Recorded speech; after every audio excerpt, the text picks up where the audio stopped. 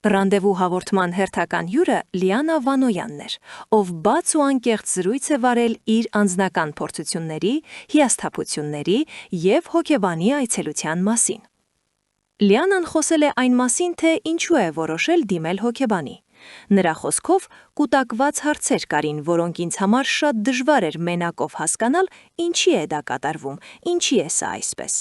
Նա ընդգծեց, որ հոգեբանը շատ է օգնել իրեն հասկանալու իր զգացմունքները և հաշտվելու խնդիրների հետ։ Դերասանուհին նաև անդրադարձել է իր կյանքում տեղի ունեցած հիասթափություններին։ Իմ կյանքում հիասթափությունները այնքան փուլային են եղել,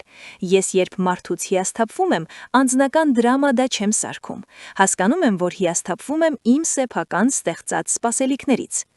Ոչ ոք պարտավոր չէ կերակրել քո սպասելիքները։ Լիանայի խոսքերից երևում է, որ հոգեբանի աջակցությունը ոչ միայն նպաստել է մտորումների կարգավորմանը, այլև օգնել տեսնել իր հիասթափությունները նոր, ավելի առողջ տեսանկյունից, սեփական պատասխանատվությունն ու սպասելիքները հասկանալու համատեքստում։